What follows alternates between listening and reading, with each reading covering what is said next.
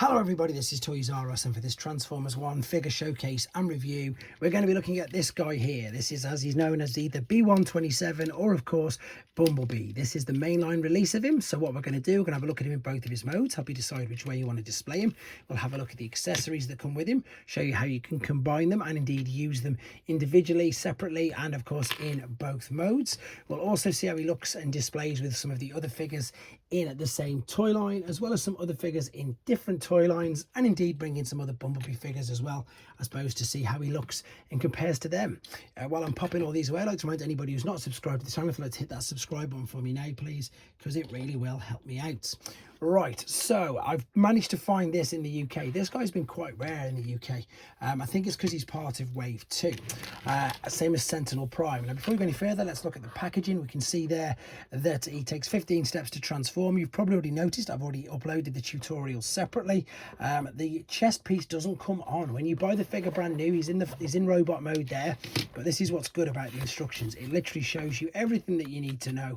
So let me get this part here, so you can see there where it's saying when you take it out of the box, you need to attach the chest and fold the feet down. The instructions are really good. In honesty, it shows you both modes once transformed and what you can do with the accessories, which is what I'm going to show you right now. So what it's suggesting that we do, and to be honest, it does make it much better, because it's really difficult. I suppose you could pop that in sideways like that if you wanted to. It'd probably be a bit better if it went that way and that way, so you can sort of use them individually if you wanted to. It's not as good, I'm being honest, it's not as good, but that's exactly what you can do. You can, I'm just seeing if you can pop them anywhere else. You can't really, and it's not really blast effects compatible, this one, unfortunately. What you would do is you'd attach this to the, well, clip that on top of each other there, and then you can pop this into there, and that's how he should look, which again serves his purpose, looks really good. Each wheel's individually pinned on, which is great. I mean, yes, you can see some robot arms underneath, but that's only because you've got to turn it all the way upside down. Otherwise, it's not too bad at all. It serves his purpose with rolling backwards and forwards, no issues whatsoever. This is the Energon Glow Bumblebee, which again, same toy line, but slightly different. This one's got a much more simpler transformation process, but of course it's got the light up features. This one is just the main figure, but it's also nowhere near as big as the Studio series, and of course we are hotly anticipating the Studio series version coming out very soon. But to be honest, guys, there isn't really much more to say about this particular mode.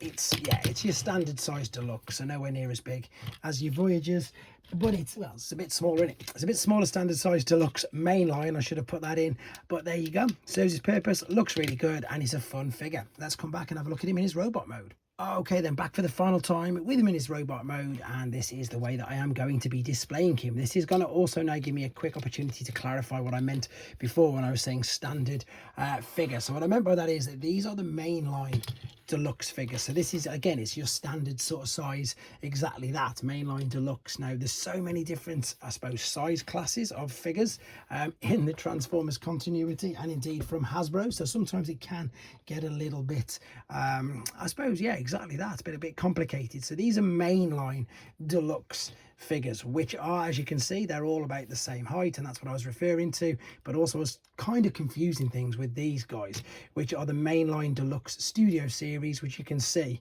are that little bit bigger and do have a little bit more to them. So I hope that sort of just clarifies and cleans that up a little bit, because again, they are different prices, they are different age categories as well a lot of the time, to be honest, and the Studio series are intended to be that little bit more complex. What I'm going to do though is keep all these out here, because again, I do think they look really good. In fact, I think the one who's struggling to stand up for me is perhaps the weakest one out of these so far, and you'd have expected him, with it being such a big character, to be perhaps a little bit better than that. But they are your mainline deluxe figures. Let's move these out of the way. Let's bring in this guy. Again, this is your Bumblebee. This is the even more simple version, and it's bigger, but look at the difference. It's hugely hollow at the back. It's tough to pick between these two, to be honest, because I love this because of the translucent plastic and the fact he lights up, whereas this one is just that little bit more clever. So what I'll show you with that, what I mean by that is his head is on a lovely ball and socket, so it will go all the way around. It can look up and down, no issues whatsoever. You can see that on there. The arms will go all the way around on the shoulders. You can see giant ball and socket joints. You've got a swivel at the bicep, flexion there. You've got waist rotation. The arms will come up and, oh, there you go, near enough give you a full T. Now I'm going to keep that in, guys, same as I keep most of my mistakes in, but this isn't really a mistake. If it happens to you, well, it was, but you know what I mean, if it happens to you, you can just simply pop it in, because I know a lot of parents like to watch these videos and they want to know if they're suitable for their kids. So if you pop the arms off, it's just a simple case of putting that back on. This is, can I take his chest piece off again? I think you can, but it's incredibly well stuck down. That's how he comes packaged in the box, which is another little bonus, I suppose, mode or way of displaying him. And I think if you wanted to, could you use this anywhere?